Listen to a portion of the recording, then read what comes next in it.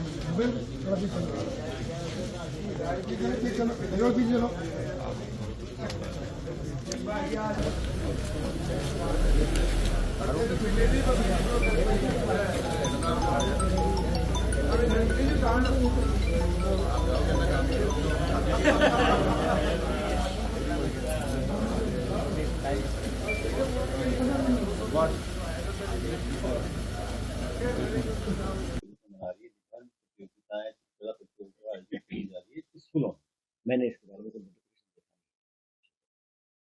देखा है आपने, हम दिखाने यदि वो मनाती है तो क्या लगता है यदि वो तो क्या लगेगा आप मैं पहले आदेश आदेश आपने दिखा दीजिए, क्योंकि इसमें पहले भी एक बार आया था, बताया गया वो फेक।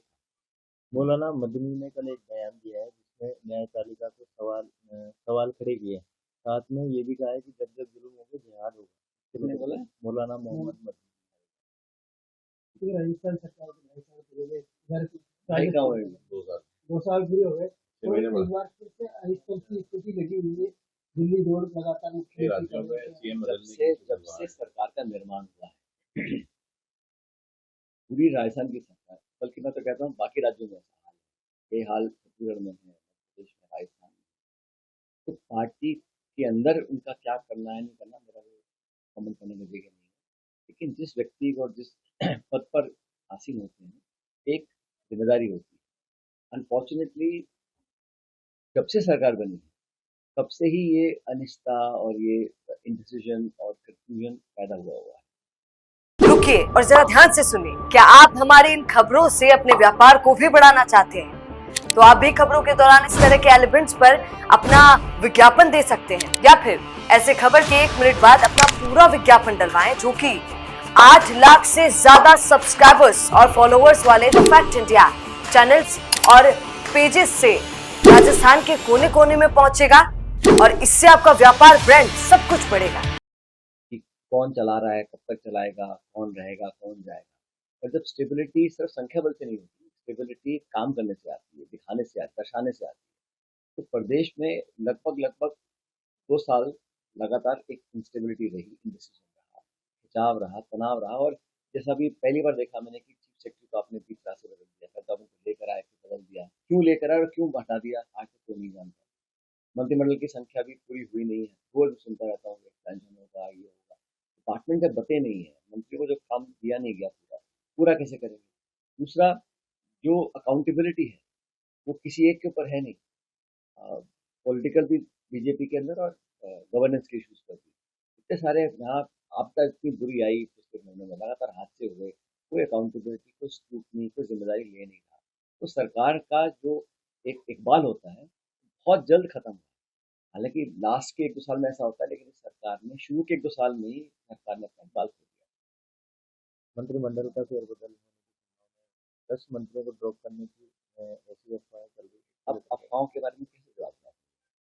अफवाहें तो चलती रहेंगी, उनको तो मैं कुछ नहीं कर सकता। लेकिन ओवरऑल मेरे को लगता है कि सरकार ने जो एक अथॉरिटी के साथ काम करना चाहिए, और जो डेवलपमेंट वर्क है, देखिए सरकार किसी की हो, लेकिन विकास प्राथमिकता होनी चाहिए। पूरे राजस्थान में, खासकर ग्रामीण क्षेत्रों में, खुद घूम कर आया हूँ, लगभग विकास ठप पड़े। अब आप गाँव में देख लीजिए, जिन प्रोग्राम्स को, जिन प्रोजेक्ट्स को हमने अपने कार्यकाल में शुरू किया था, वो आधे से ज़्यादा पूरे इस टाइम खत्म हो गए। अब 2 साल निकल गए हैं, जो अंतिम 10% काम था वो अटका हुआ है, लटका हुआ है, विलम्ब हो रहा है, चाहे वो पुल का निर्माण हो, नर्सिंग कॉलेज हो, मेडिकल कॉलेज हो, फूड पार्क हो, सारा हम करके चले गए थे सरकार में। सरकार को गए 2 साल हो गए। अब इन 24 महीने में जो लास्ट का होता है ना 10% काम, जो फिनिशिंग काम, वो भी सरकार नहीं पूरा करा पा रही है। वो क्यों नहीं करा पा रही है मैं नहीं जानता, लेकिन हर बार मैं आके यहाँ दबाव डालता हूँ कि इन काम को कंप्लीट करें ताकि ये सारे प्रोजेक्ट्स को हम जनता को डेडिकेट कर सकें। अब इस विधानसभा क्षेत्र में सोइयों करोड़ के काम हम लोगों ने कराए, लेकिन जब तक उनका समापन नहीं होगा पब्लिक उसे यूज नहीं कर पाएगी। मैं तो फिर आग्रह कर रहा हूँ सरकार से कि जो मेरे कम से कम मेरे विधानसभा क्षेत्र में जो प्रोजेक्ट्स लगभग कंप्लीट हो चुके हैं, बिना वजह उनको टाला ना जाए। Medical college, nursing college, food park, हमारा बड़ा पुल है वो 3 किलोमीटर का गलत का पुल, वो सब जल्दी इनॉग्रेट करना चाहिए। तो इसे लगातार हम दूसरे जिले राजस्थान में कई जगह हाईवे पर हादसे हुए, आगजनी की घटना भी कई जानी। इनकी आज में सड़क परिवहन सुरक्षा अभियान चलाया जा रहा है, इसका एपिसोडों को तोड़ा जा रहा है। ये अभियान पहले भी चलाए थे और अच्छी बात है। सरकार अगर कोई ऐसा कदम उठाती है जिससे हादसे कम हो, लेकिन ये नेशनल इशू भी है। लेकिन राजस्थान में पिछले 6-8 महीनों में लगातार इतने भयानक हादसे हुए हैं कि वो सोचना पड़ेगा कि ये ओवरसाइट की कमी है या नियम कानून को लोग फॉलो नहीं कर रहे हैं। जैसा आपने खुद कहा है, टैंकर हो, बस हो, आग लग रही है, एक्सीडेंट्स हो रहे हैं, तो इसको मैनेजमेंट करना पड़ेगा और ये किसी एक एजेंसी का काम नहीं है। तो पूरा डिपार्टमेंट, पूरी सरकार को इसमें एहतियात बरतना पड़ेगा, ट्रेनिंग, लोगों को समझाना पड़ेगा, नियम फॉलो करने पड़ेंगे और कार्रवाई भी करनी पड़ेगी। भाई कोई ना कोई तो रिस्पॉन्सिबल होगा ना। 2-2 दर्जन लोगों की मौत हो रही है और कोई अकाउंटेबल ही नहीं होगा, कैसे पार करेगी? सरकार तो शोक प्रकट कर देती है, उसके बाद मुआवजा दिया तो भूल जाते हैं सारा। ये एसआईआर को लेके कांग्रेस में सहारा हो रहा है, कांग्रेस गंभीर, राजस्थान में भी कांग्रेस गंभीर। सचिन पायलट अपने इलाके में बहुत ज्यादा गंभीर, मैंने 2 दिन का दौरा बीएलए से लगातार डायलॉग, ये क्या इंडिकेशन दे रहा है? तो 2028 के खिलाफ ऐसा है कि यहाँ से भी शिकायतें आ रही है कि काम करते जाने से। कांग्रेस के प्रत्येक कार्यकर्ता ने फोन किया। हम लोगों ने कल मीटिंग करी जयपुर में, पूरी कार्यकारिणी थी, 45 न्यू जिलाध्यक्ष हमने बनाए।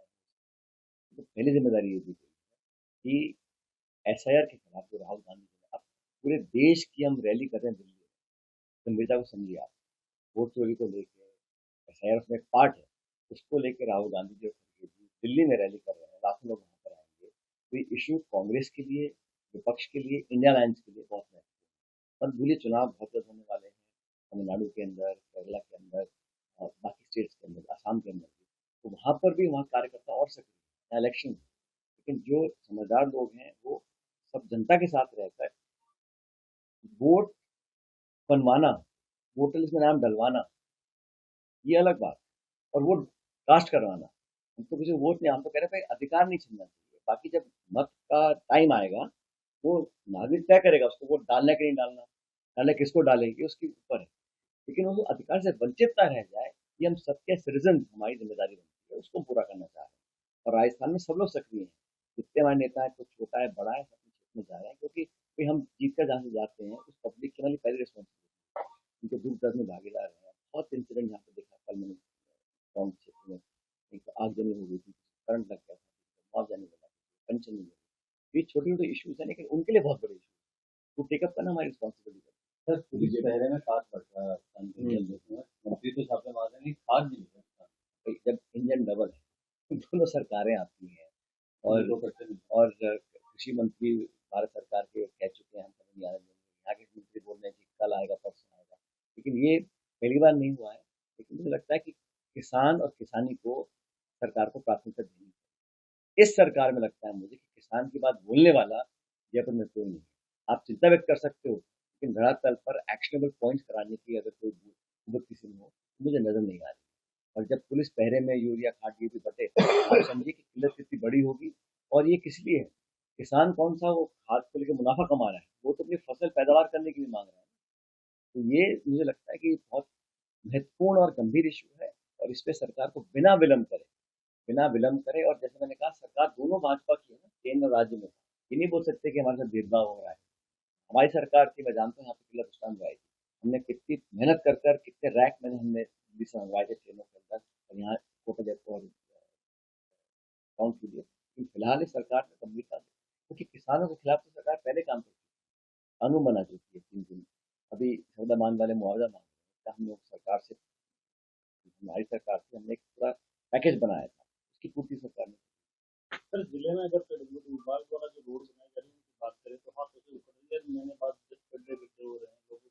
या गुणवत्ता की एक इशू है, पहले बात तो काम ही नहीं हो रहा है, ठेकेदारों को जो पहले पैसे देंगे वो ही नहीं मिल पा रहे। तो अगर काम हो तो गुणवत्ता को हो। मैंने कल भी अधिकारियों को बोला, आप जो काम टेकअप करें उसके निरीक्षण करेंगे, क्वालिटी को मापदंड बना के आप काम करिएगा। आपकी बात सही, कई जगह से कंप्लेंट आई, ग्रामीण क्षेत्र में भी आ रही।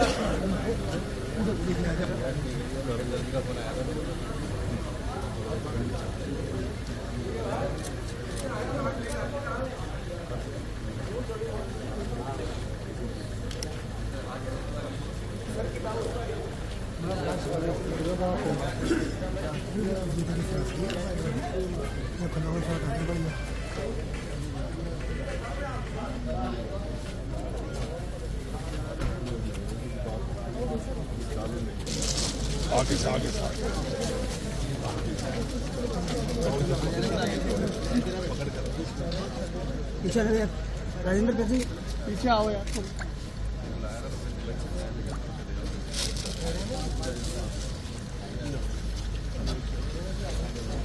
बिजनेस अच्छा हो सकता है, लेकिन अगर नाम नहीं दिखा तो पहचान कैसे बनेगी?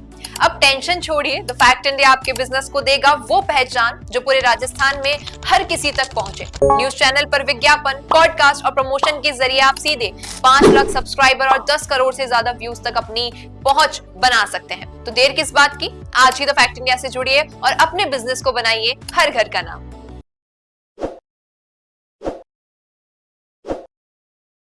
ताज़ा खबरों के लिए विजिट करें द फैक्ट इंडिया की वेबसाइट और डाउनलोड करें द फैक्ट इंडिया ऐप।